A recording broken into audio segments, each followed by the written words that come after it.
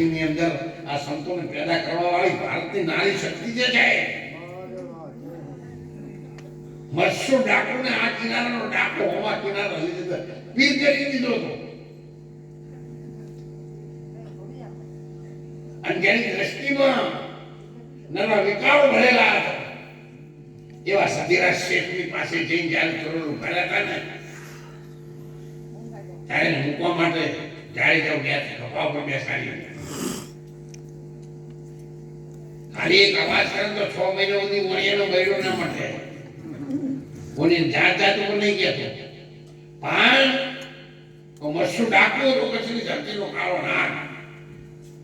પણ એને કીધું શેઠ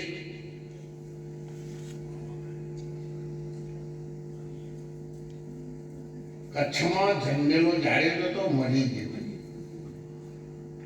આ તો જે ખોડિયું જીવે છે એ તો તોરલ માથે હાથ મૂક્યો છે ને એટલે સંતોની સેવા કરવા માટે છે. એટલે આપણને જાણે ગુરુ મહારાજે માથે હાથ મૂક્યો છે ને એટલે આપણું ખોડિયું છે ને એ જગતના જીવોની સેવા કરવા આપણને પાછું આપીશ. હવે તમે તમારું સમજીને ફરો, ગુરુ મહારાજ નું સમજીને ફરો કે માયાનો વૈતરો કરો, એ બધું જ આપણે આપણી જાતે સમજી અને આપણે બધાને શાંતપણથી સમજી વિચારી જતું કરીને હેડવાની જરૂર છે. જતું કરશો તો જીતી જાવ. ગમે તે કોઈ ઊભું થાય ત્યારે તમે જતું કરજો, તમારી જીત થઈ જશે. પાંડવોએ જતું કર્યું, જીતી ગયા. મીરાબાઈએ જતું કર્યું, રાજપાટ ને હીરા પરના મોતી બધું એ મીરાબાઈની અત્યારે અગરબત્તીની પૂજા થાય. અને આપણે સવારે વહેલા ઉઠીને ઘરનું વાળવા બીજા ઘર હમું કરીએ ત્યાં આવી પૂજા નહીં. પછી કે મને તોરણનું જોઈશું સપનું ના આવે, શેનું આવે? એવું આચરણ તો આપણું જ હોય ને. એટલે આપણને કોઈની ટીકા ટિપ્પણી કરવાનો, પછી કોઈનું માનચિત્રમાં ખરાબ અસર પડે એવું કહેવાનો આપણને કોઈને અધિકાર નહીં. મને પોતાનો પણ નથી. મારી ઉંમર થઈ ગઈ છે એટલે ક્યારેક ઉતાવળનો શબ્દ હટાવવાનો પણ થઈ જાય છે. હવે મારે ભૂલ પણ થઈ જાય છે, મને બધી ખબર પડે છે. પણ પછી બોલી ગયા પછી ભૂલ ખબર પડે તો શું કરવાનું?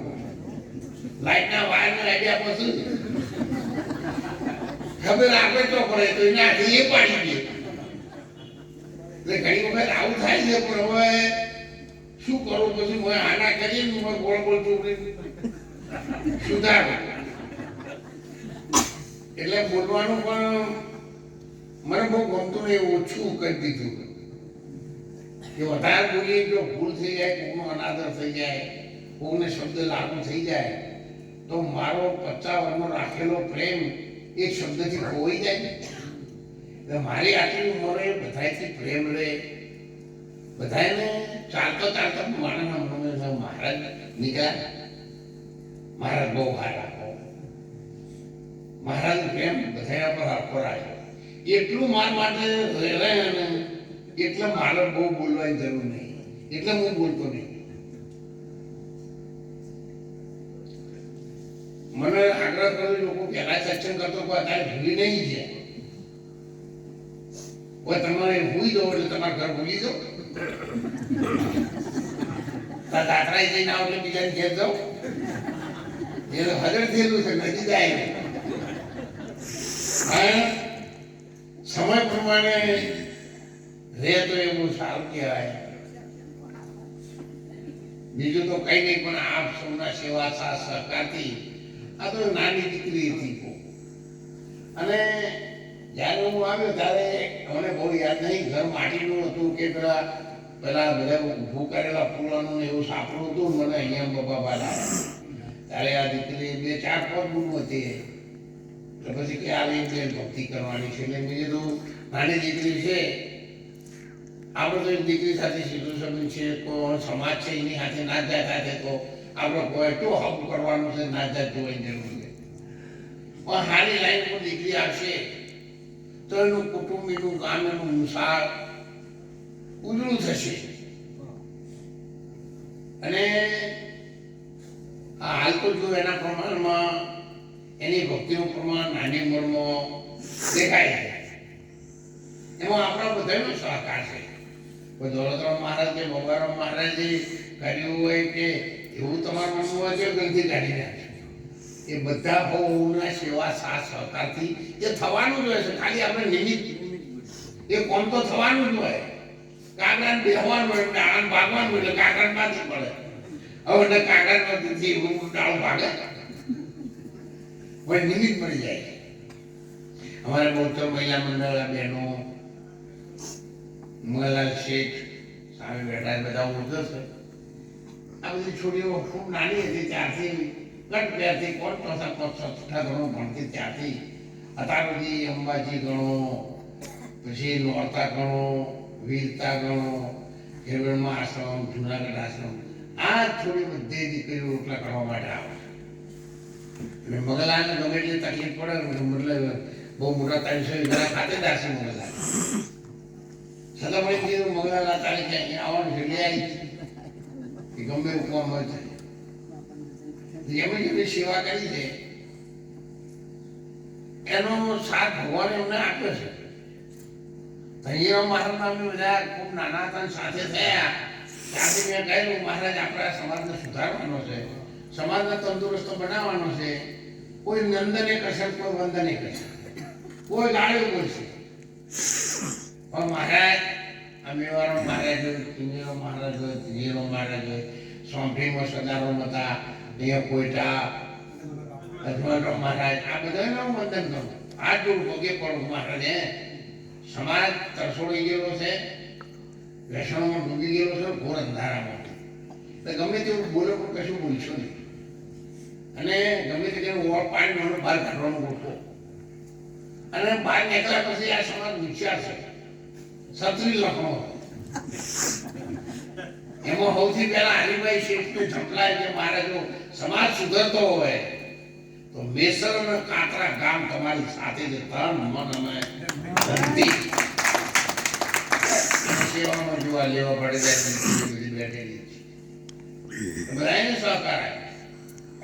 રણુજામાં પણ આપણે એવું બનાવવા જઈ રહ્યા છીએ જો તમે બધા ખૂબ અંતરના હાથા ભાવથી હાથ વાટશો તો કામ નાનું નહીં. ઊંટને ખટારો વગાડવા જેવું છે. ઊંટ લાવી તો હેડે લઈ પણ આ તો ખટારો વગાડ્યો એટલે એમાં મહિલો થઈ જાય એવું કોમ છે. કામ બહુ વાટું છે પણ બધા કાઠા થશો તો એકદમ સરળ છે, એકદમ ઈઝી છે, એકદમ સહેલું છે. અને કદાચ ગુજરાતી નામ ગુજરાતી ધર્મશાળા આપ્યું છે. ગુજરાતી ધર્મશાળા એવી બનશે કે આખા રણુજામાં કોઈની ધર્મશાળા નહીં, એવી ધર્મશાળા આપણે બનાવવા જઈ રહ્યા છે. એમાં સૌના સેવા સાથ સહકારની જરૂર છે. મારાથી તો જો મારું શરીર છે ને કે ઉંમર ખૂબ થઈ જશે, કશું કરી શકતું નહીં. પણ હું તો 7-8 કલાક બેસી જાઉં ને તો રણુજામાં 2 દાડે હમું થાય. છતાં પણ અત્યારે હાલ જઉં જ છું.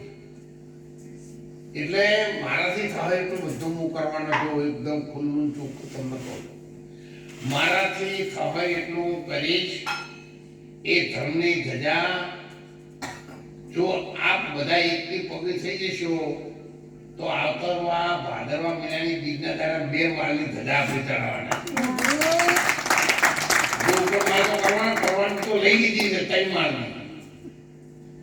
પણ આપણા બધાને આપણી બેન દીકરીઓ આવે તેમને એવું થવું જોઈએ કે મારે હું શકું ક્યાં મૂકવું, મારે નાવું છું કે બેસીને નાવું, અને કદાચ મારે ખાવાનું શું થશે, એ બધા પ્રશ્નો સોલ્વ થઈ જાય.